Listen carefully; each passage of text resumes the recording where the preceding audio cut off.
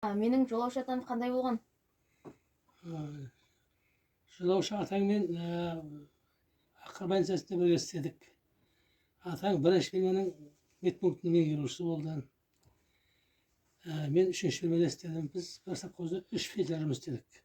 Меңдібай оңға деген екінші бөлмеде, мен үшінші бөлмеде. Атаң жақсы адам. Отан соғысының ардагері болған. Соғыстың кезінде санитар болып соғысқа қатысқан. Оның айтуы бойынша санитар. Содан кейін соғыстан кейін оқыған кісі, меніңше. Сол бірге істедік. Ақсақал адам. Бізге ақыл айтатын тұғын. Ол дегенде біз деген, мен бітірген бойда келдім, 25 жасында ол кісі сөйледі, где-то 60-тарда тұғын. Менің атам туралы қандай естеліктер айтар едіңіз? Атаңыз мына Қызылқұмда Өзбекстанмен шекара жерде машина атамын аралап жүретін еді. Көбінесе бізде көлік болған жоқ.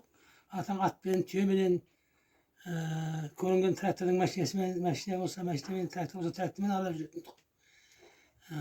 Ата осы Ақыр ауылында атамның есіміне байланысты жер беріліпті. Сол туралы не айтар едіңіз? Атамның атына жер беріліп, скважина аты берілді. Осы мына еңбек сіңген, осы ел адамдарында қызмет істеген, халыққа еңбек сіңген адамдарға ескерткішінің жердің аты беріледі. Сондай бір скважин, жолаушы скважин деген Қызылқұмда скважин бар.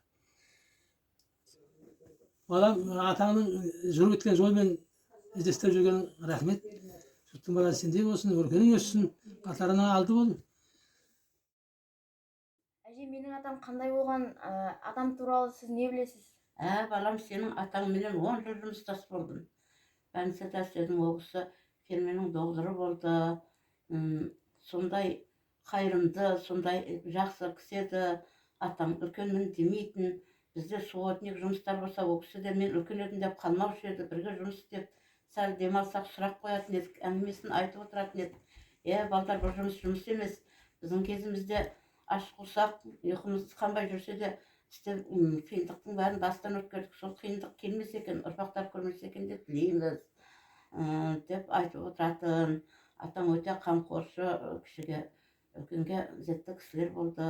Балалары 10 шақты балдарын тәрбиелеп, ауылға үлгілі семья болды. Үлкендер бәрі құрметтеді, ауылдың үлкен қадірлі азаматы болды ол кісі кезінде. Ол кісінің ақыл айтқандары, жұмысқа бізге жөн сілтегендері бәрі ойымызда. Менің қайнағам қойшы болды. Сол қойшы фермада қызы бір қатты ауырып, ойбай өлім қалында жатыр дегенде, осы жүкеңді шақырып бардық. Бірден соны жақсы болып, қызы қуанып қайтып едік. Ол кісінің білгірлігі, ол кісінің өнерлігі сондай жақсы еді. Атаң жақсы адам болды. Біз талай бірге жүрдік. Қиыншылықта да не деді, ол ауылдың жұмысы, малшының жұмысы оңай болмайды ғой. Ол мен доғдырмын деп тұрмайтын. Үйлерді көшірісіп, жинасып, сол шопандардың үйін тігісіп, балдарын қарап сөйтіп жүретін. Атамның талай үлгі-өнеге нелері бар ғой жасаған. Әже, мен атам туралы білгім келеді. Сіз атам туралы не айтар едіңіз? Атаңмен әріптес болдық. 25 жылдай бірге жұмыс істеді, қызмет атқардық. Ол кісі ферманың фельдшері болды. Фермада қызмет істеді.